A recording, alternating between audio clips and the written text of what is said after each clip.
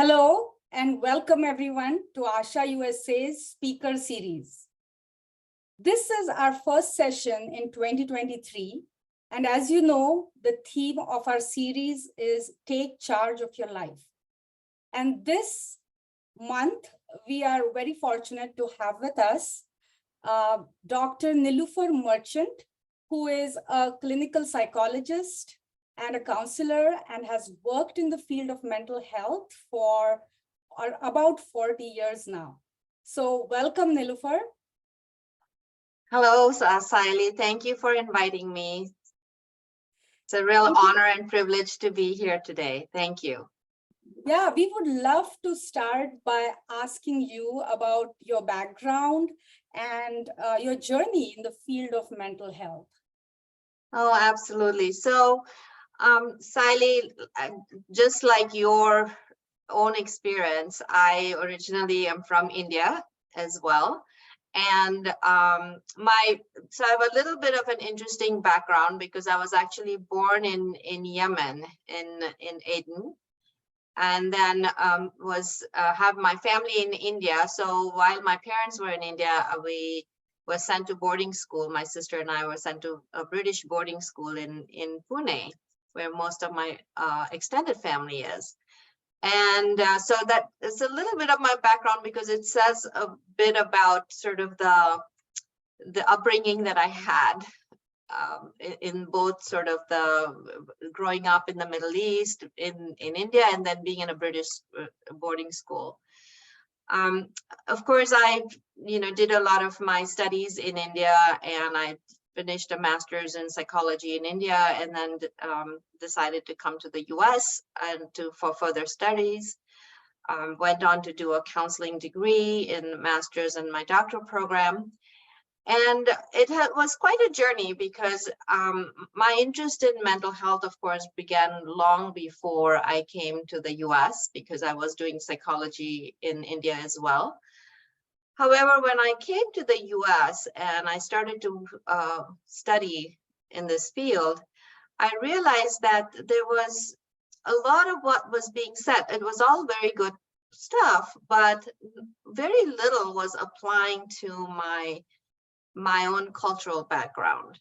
And so, as I know that many others share this experience with me as well, that when we begin to learn about all of the different theories, and we recognize that majority of the theories came from Europe or from the Western world, that is based on the value system of the West. And then we're taking these theories and applying it to different cultural contexts, which doesn't necessarily fit. So I would say that majority of my career, I went on to teach at a university in Minnesota. And in that experience, this is St. Cloud State University is where I was. And it was in a small town, so that had an experience of being in a very small, predominantly white background here. And so majority of my teaching was focused on actually trying to apply some of the psychology and counseling theories. And so in looking at it from a different racial and cultural context.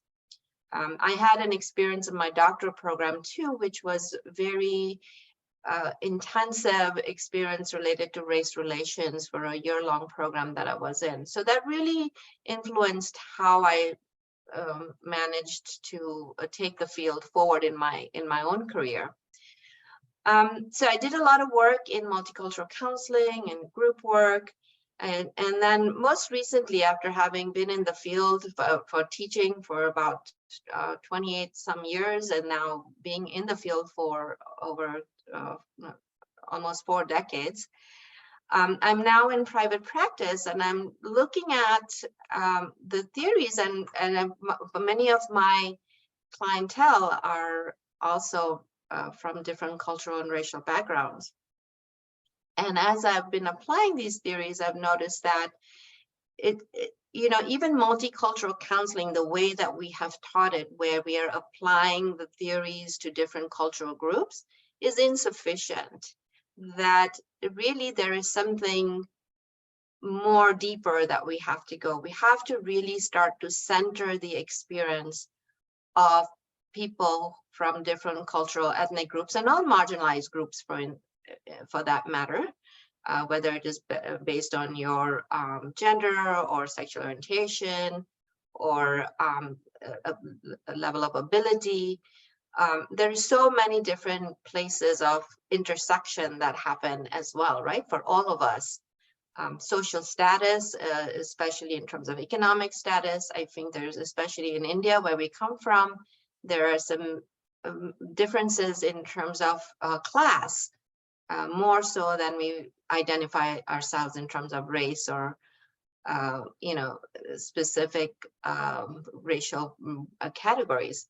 So I feel that the mental health field has really done a disservice in how we are approaching the field. There are a lot of people who are experiencing a tremendous amount of stress and mental health issues that are either not able to access counseling, or even when they are able to access it, that it doesn't relate to their experience. Yeah. And so as I've been exploring some of the things in the field, I've come to recognize that we need to start looking at who we are in terms of our own value systems, and how can we begin to take a look at what we are doing currently, what's already working, and then what's left, what more do we need to do. So a theory that I've most recently sort of come across is a theory called the Polyvagal Theory, which is based on understanding our autonomic nervous system. And I can perhaps elaborate a little bit more. Yeah, Niloufar, this is really interesting because as a student and as a professional, I have always struggled with this idea that we are using Western concepts when it comes to mental health issues in order to look at people, or in order to help people from different cultures who are dealing with mental health issues. Right? So this topic very much interests me, but I am really intrigued by the title of your talk today, which says, what sighing, folk dancing, and tea drinking have in common? I mean, I really wonder what you're saying with that. So can you elaborate on that?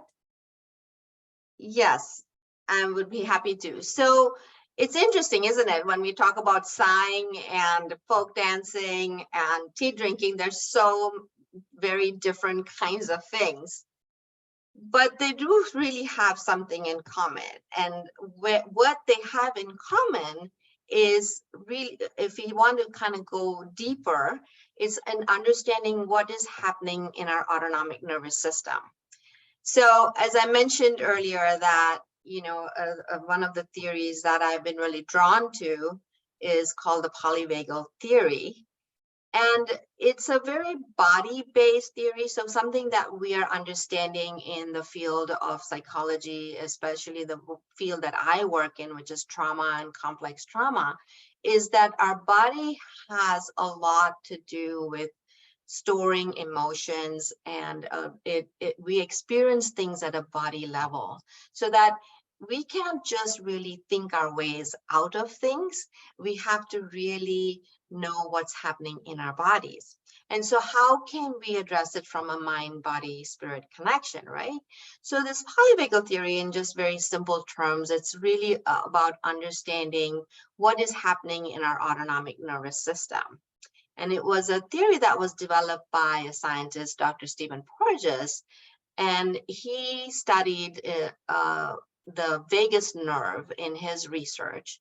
And he found that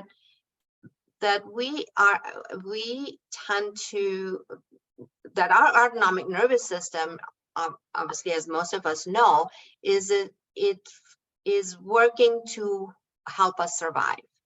So how we experience life, the kinds of things that we experience in terms of what is safe or what is dangerous, our autonomic nervous system is constantly picking up those cues. Now, we have always known that, we have one of the ways that we survive what is safe or dangerous is the fight, flight, or freeze response, right? So the fight or flight is the part of our the survival response where we either run or we fight. And we see that in predators and prey in our nature shows that we have seen.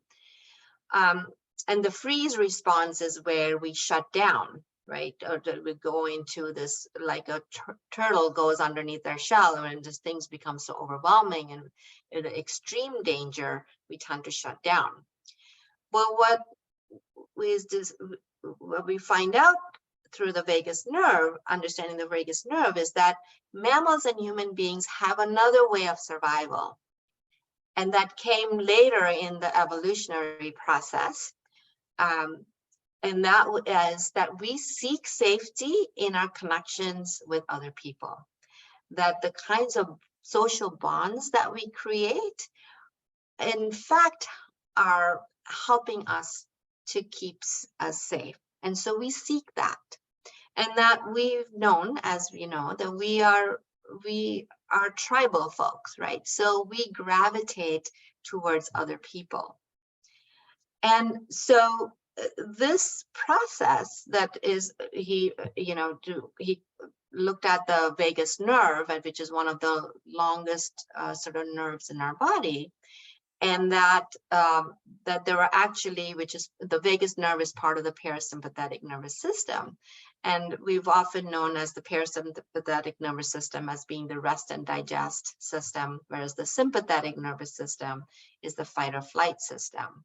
And so there are two branches actually of the vagus nerve, one which goes above the diaphragm and it connects us to our face, and the other which goes down to our gut, and it's the part of the vagus nerve that is the one which is the shutdown or the freeze response. The freeze response is the shutdown response is even greater than the freeze response, which is we are immobilized. We feel when the stress is so great, but the threat is so great that we shut down.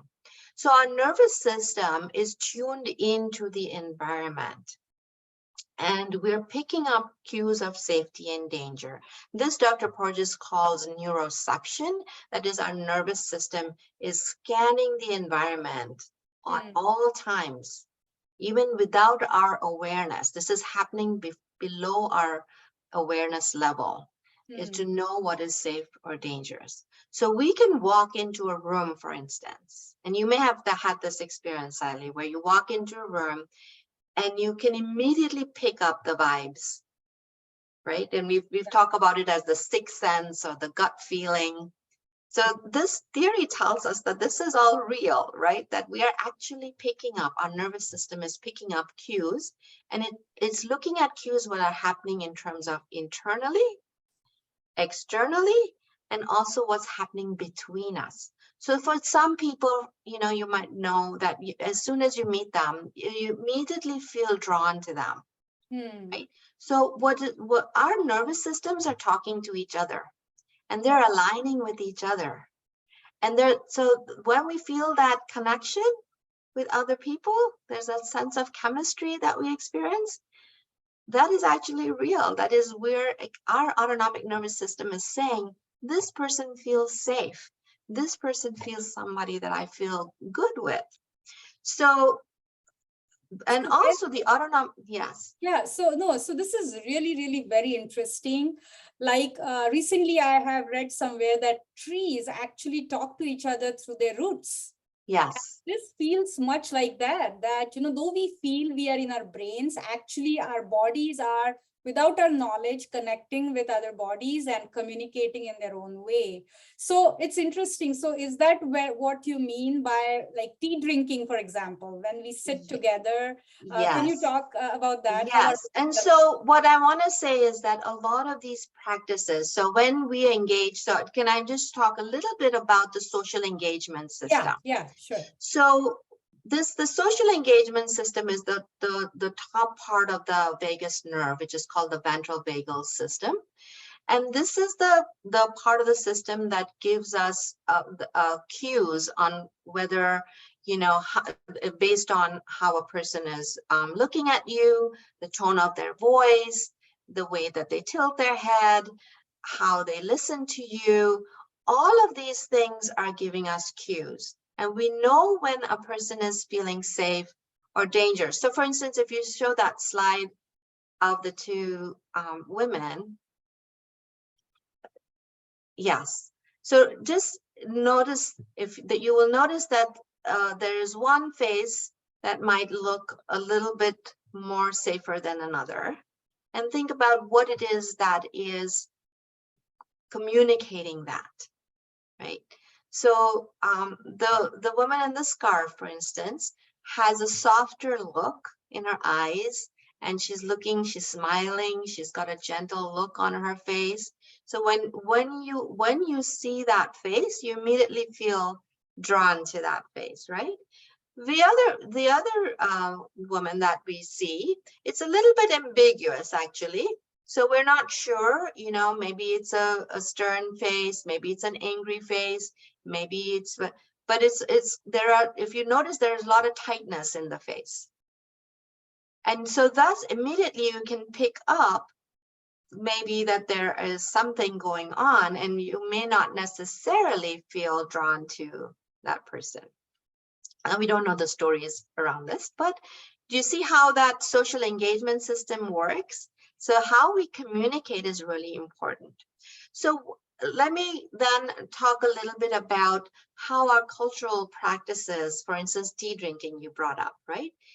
And if you want to show the next slide, which is that when we feel connected, the social engagement system, that when we feel connected, this Dr. Porges calls co-regulation, that we are co-regulating with each other.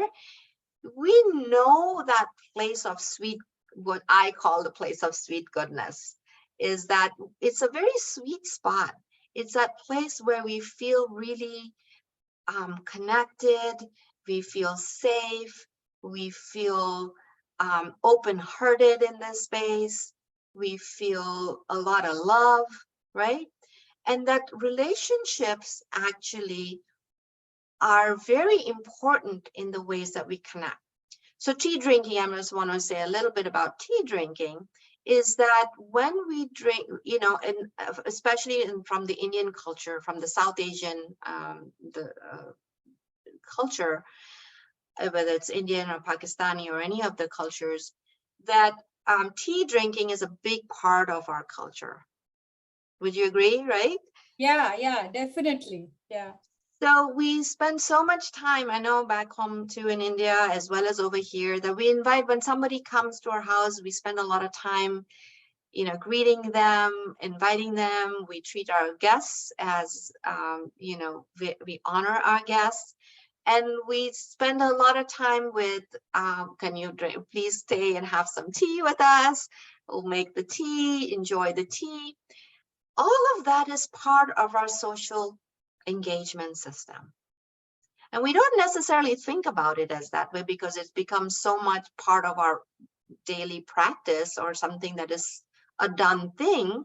But really, when you break it down, there is something that is happening in that process where we're not only connecting with each other, we're slowing down, we're sipping our tea. I don't know about you, but I like my tea really, really hot. So yeah, it's very interesting what you say, because in India, tea is not actually just tea. It actually connects across boundaries, right? Across gender, caste, class, age, all these boundaries. And as you mentioned, if somebody comes to your house, or if you visit somebody, or if you just meet somebody, it's very natural to say chai ho jaye, right? Let's have tea, because that is saying I want to spend maybe a few more minutes with you, or I want to extend my. So it's just a feeling of welcoming somebody, or just connecting, as you rightly pointed out. So tea has a Exactly. lot more significance than just the drink. Absolutely. It is a whole social practice. And that I would say this is true of a lot of cultures, the Middle Eastern culture, the Southeast Asian cultures, the Far East, the East Asian cultures. Tea drinking in some form of way has somehow become a way that we connect with people. And then I also, we talked a little bit about, talked about folk dancing, right? So what is happening in folk dancing? Many of our, the bhangra, the garba, the dandiya, and of course, even the traditional dances, right? There is a lot of things that are happening in that space, which is a place of co-regulation. So let me just break it down a little bit in terms of what we're doing in that folk dancing space, right? We are dancing in unison, that somehow it's in a form of rhythm. There is music involved. There's a lot of color involved. There is a lot of uh, swaying and connecting with people. For instance, in the dandiya dance, which people don't know it when they're listening to this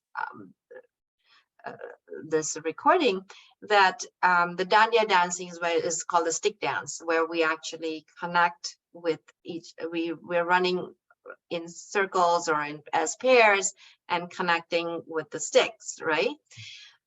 We're doing a lot of connecting during that time. We're enjoying our connections. The dance brings up a lot of joy within us, which is all part of, again, the social engagement system. When we move together rhythmically, we're also finding out that rhythmic movements help soothe the body. That when we dance, helps to release stress as well as trauma. So movements like that help to release, and it creates good hormones like endorphins that where we feel better when we do that, correct?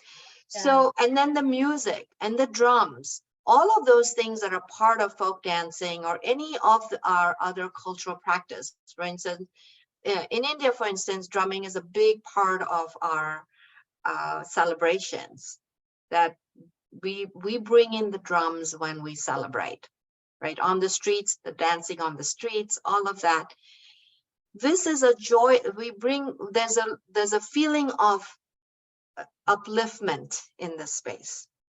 Mm-hmm. That again is the ventral vagal system, that we are actually engaging in a way where we feel good in our bodies. Yeah. So this is our nervous system, actually. These are traditions and practices that we have developed over time that are actually helping us. And so when we take a moment, now sometimes what happens with these practices is that they become ritualistic at times, right? We're not really paying attention to, like, what is this doing in my body? Right? How am I feeling in my body right now? Right?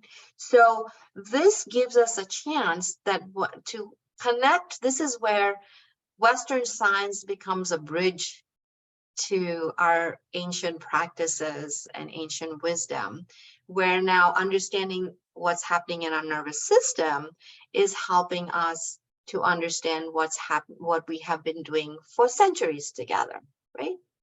For thousands of years. So of course, a lot of our practices like yoga and pranayam, which are the breathing techniques that we use, Tai Chi or Qigong, all of these practices come are connecting our bodies with movement as well as our breath. And it's also the energy field, right? So the other thing that, of course, I would say the polyvagal theory, which is understanding your autonomic nervous system, helps us to know what's happening at a nervous system level. But we also know that there might be a lot more things that help our nervous system, like, for instance, our energy field. So, what's happening energetically between us. Yeah. And that our nervous systems are aligning with each other when we're connecting with each other, right? We also know that, for instance, that our autonomic nervous system, which is constantly scanning for cues of safety and danger, Dr. Porges calls this neuroception, that our nervous system is very attentive to what's happening inside our bodies, outside of us, as well as between us. And so our neuroception is constantly picking up cues. And so we can walk into a room and we can know whether or not we feel safe or not, right? You may have had that experience. Many people have had that experience where they immediately know whether this feels okay or not. And that is, we've talked about it as our sixth sense or our gut feelings. But that's really happening to us in our autonomic nervous system, that's picking up cues of safety and danger. So how does sighing fit into all this? When you say we sigh? Right. So sighing, okay? So every time we sigh, so let's take a big sigh. If people are listening, might also want to take a big sigh. And just notice how that feels. There's a release. It's actually a pranayama that, it's a breathing practice as well, but we do this very naturally, right? Where we sigh, and it's resetting our nervous system. Each time we sigh, we're resetting our nervous system, because somewhere our nervous system has picked up it's too much, it feels too much, and we let go. And we're doing this all day long. Before, Siley, when I used to, either I would sigh or somebody else would sigh around me, I was like, oh no, why are you sighing so much? Now, when I hear people sighing, I would say, good for you. You just reset your nervous system. And so my invitation to people is to sigh as often as you can. Right? Okay. Because it's doing something, right there and then your body has picked up, your nervous system has picked up that it needs a release of some sort, right? And so by understanding the autonomic nervous system, we know how to kind of reset our nervous system as well. So actually, I would like to ask that question. Like you just told us about sighing, which is something very easy to do. What are some other ways or strategies that we can use to reset our nervous system or help our nervous system? Yes. So lots of different strategies, right? So I'll also talk a little bit about how the polyvagal theory, we can first understand what is happening in our nervous system, right? So the polyvagal theory says that there is a hierarchy of responses. So the most primitive form of response is the shutdown response, which is the dorsal vagal response. Next came the sympathetic nervous system, which is the fight or flight response.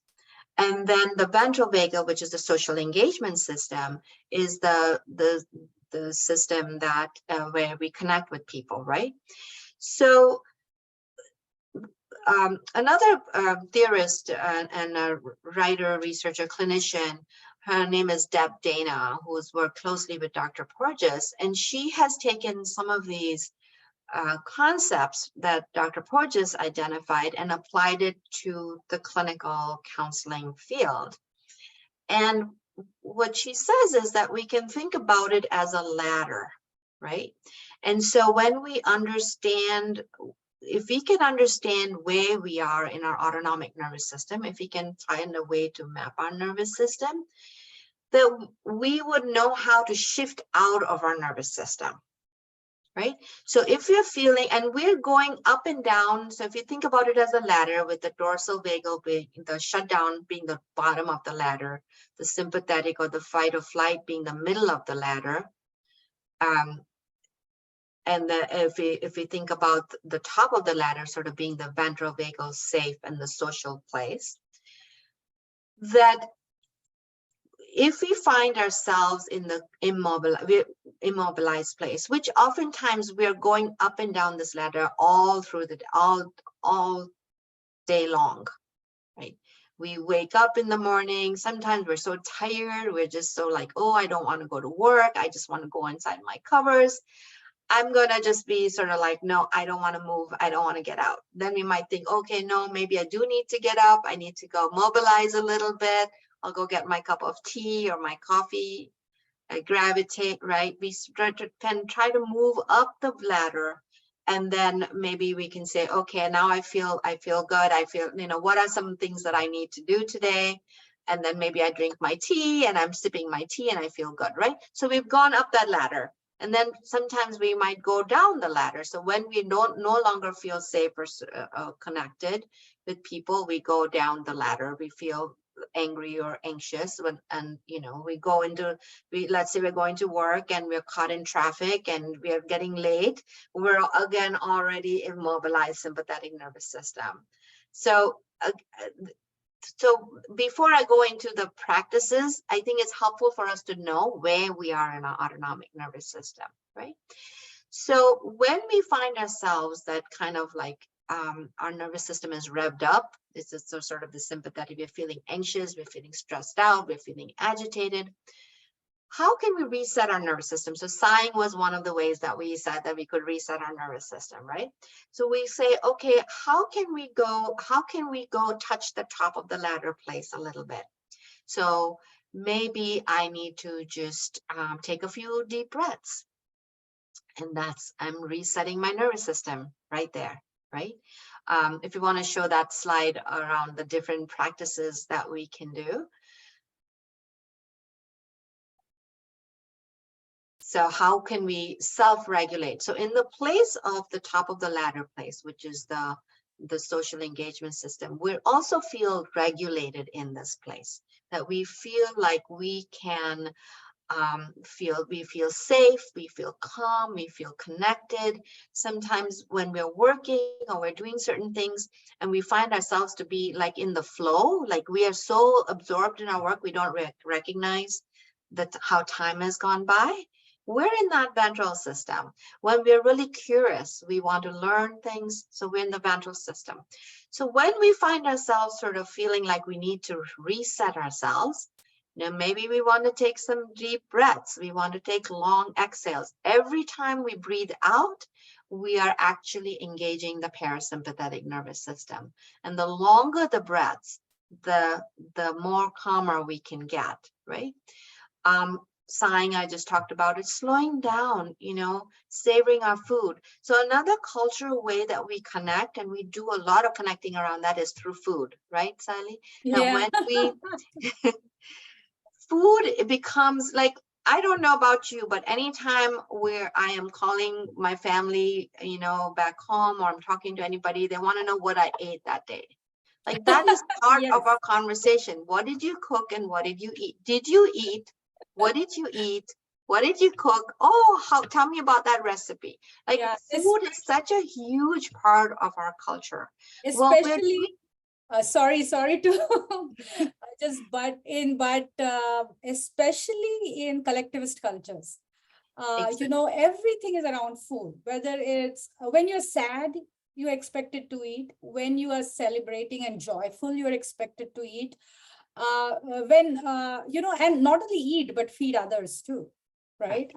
Right, exactly. And so feeding others, we show our caring by feeding others. We spend, in the Indian culture, we spend a lot of time cooking because we want to cherish not only the time that we cook. Yeah. Our cooking is not simply sticking things in the oven, right?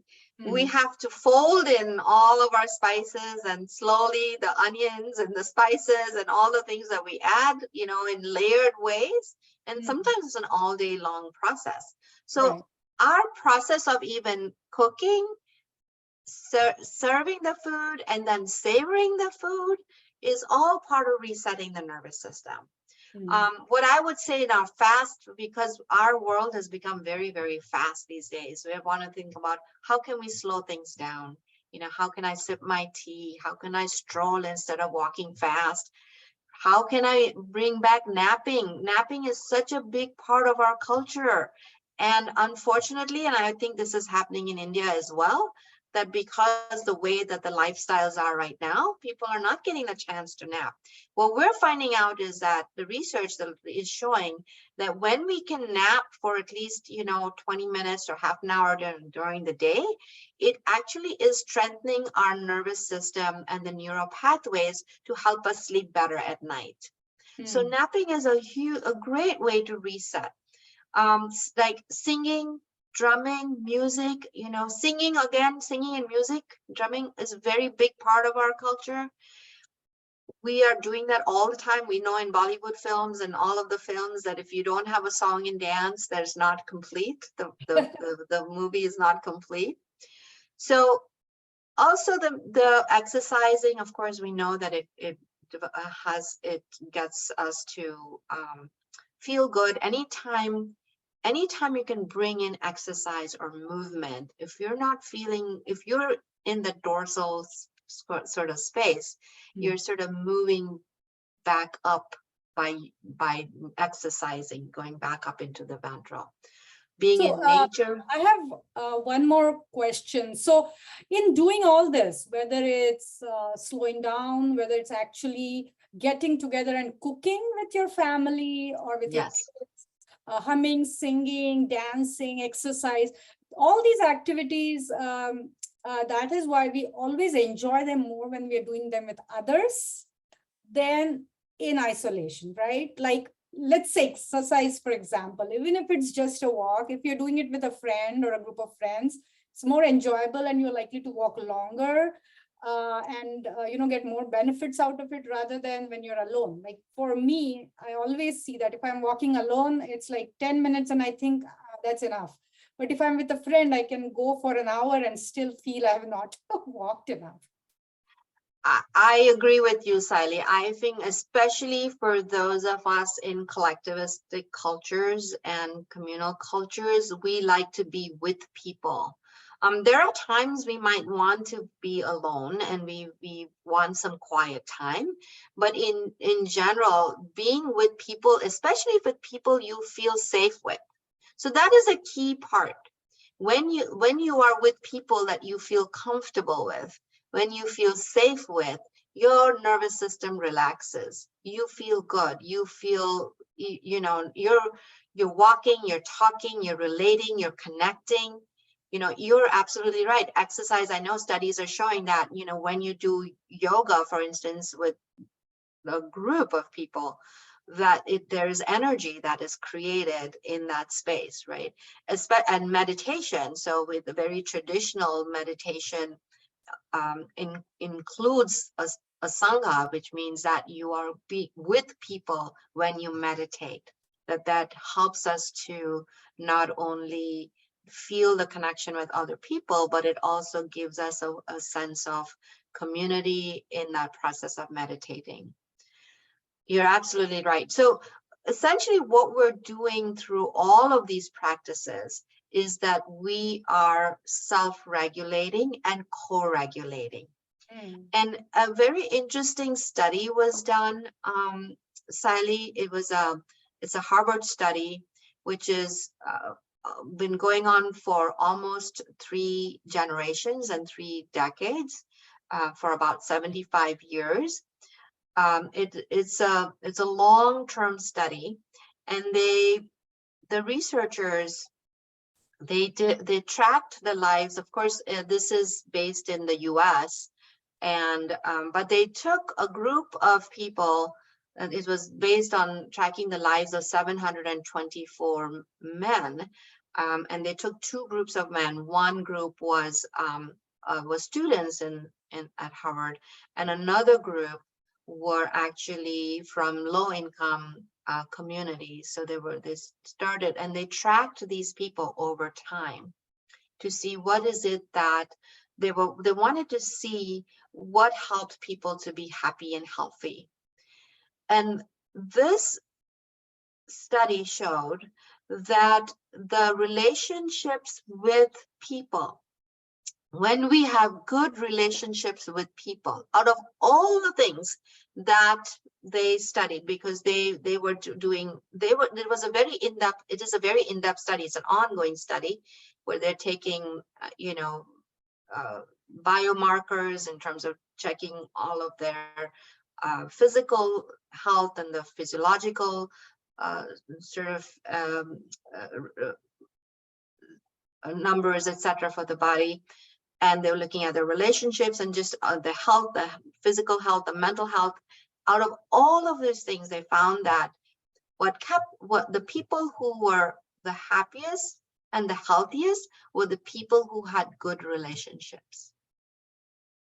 So, I think that when we think about our culture, so what, sort of bringing it back into mental health and when looking at it from a cultural context, let's begin to think about what are some of the things that we are already doing that are helping us. And that for a lot of times, for those of us who have now moved out of the country and come to different Western countries, we come into individualistic societies and we feel disconnected, right? I grew up in an environment where I grew up in my neighbor's home. There was one of my neighbors in particular. She was like a mother to all of us, and she fed us, and we sat and all of us gathered in her home. So we have all these mothers around us and all these parents around us. We're raised in a village, right? So that experience, and very early on, I know, and I grew up in a Muslim home where there are lots of practices, for instance, in terms of daily, right? Praying the namaz is a connection with our spiritual and religious connection, but it's also resetting the nervous system. So for people who are praying 5 times a day, for instance, in the Muslim world, they're resetting the nervous system 5 times a day. For in the Hindu traditions, for instance, doing the puja and waking up and doing puja and doing some of the meditation and the chanting. Chanting is another thing that we find that is really helpful into our nervous system. All of these ancient practices, this ancient wisdom. So if you want to show that slide that we on ancient wisdom, I think we want to go back to taking a look at what are practices that are already in place. And not only do we engage in those practices in a certain way, we've talked about the food, the folk dancing gatherings that we have with our family and friends, our religious and spiritual practices, meditative practices. All of these practices are designed to help reset our nervous system. So how can we, when we engage in these practices, how can we be more intentional about what's actually happening? So when I'm praying the namaz, what is actually happening inside of my body, and being able to not only stay focused on the spiritual part, the religious part and the prayers, but also noticing how my body is feeling in this moment when we're doing the puja, and when we're doing, when we enter a temple, when we enter a mosque, when we enter a church, all of those places, our body immediately sort of made relax just to feel connection, that feeling, that spirit connection, right? So our cultural traditions and ancient wisdom are designed to help us with our stress levels, helping our nervous system to relax, where we feel calm, we feel connected with people, the co-regulation is happening. And we're also releasing a lot of stress through movement and through dance and so on. And so by understanding our autonomic nervous system, and we take in some of the concepts that we've just talked about the polyvagal theory, and also not only is it that we are wanting to understand that our nervous system is constantly scanning things, and incidentally, our nervous system is we often think about the brain sort of taking in information and making sense of the world, which it does, but our nervous system, we pick up things from our nervous system even before our brain is picking up some of those cues. And so the 80% of the nerve fibers are going up. So we think about things happening from a brain down to your body, but it's actually body going up to the brain. And that we store things in our body, our emotions in our body, our anger is held in the body, our feelings of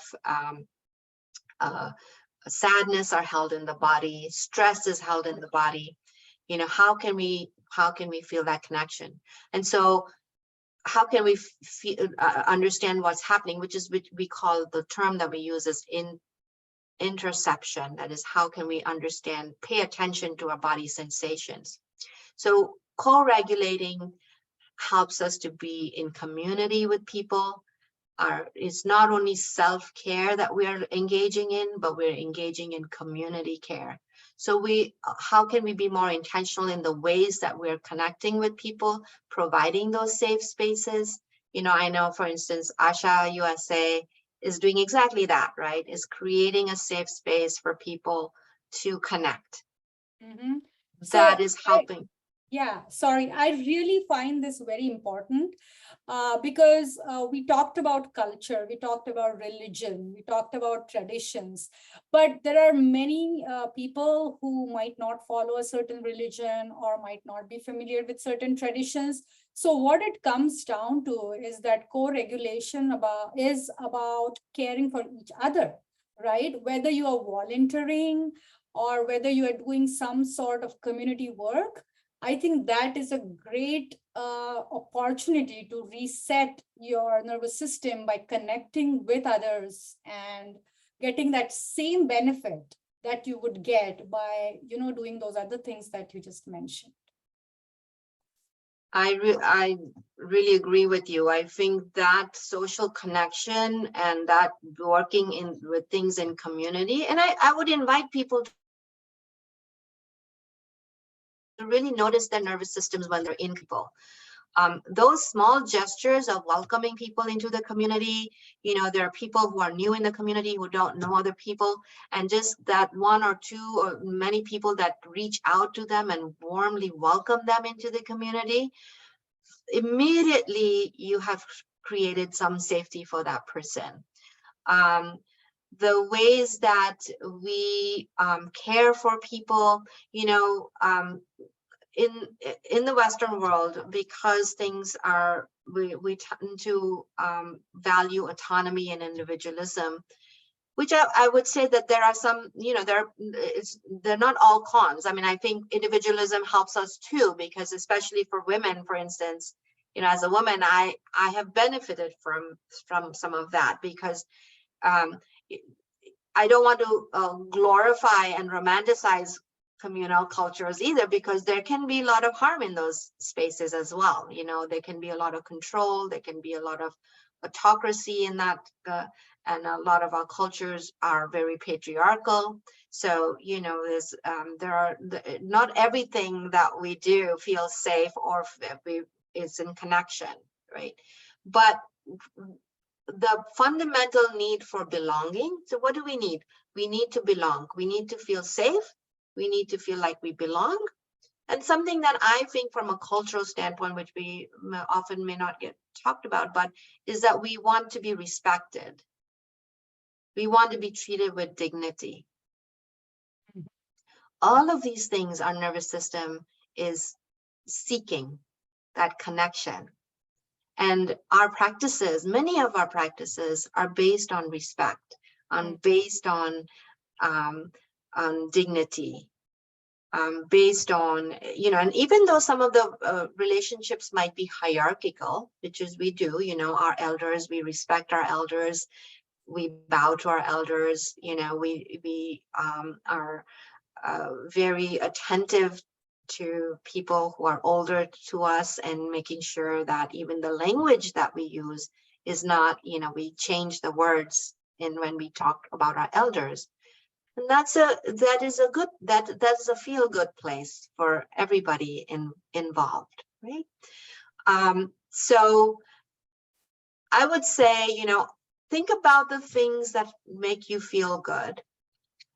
Those, when we connect, we're also creating good we're stimulating the good hormones, which is the oxytocin. So that feeling of love and feeling of connection, that when you feel that, we are generating the good hormones in those spaces. Yeah, thank And you so much, Nilofer. I know we can talk for hours. You have so much knowledge and experience that you can share, and we would love to hear.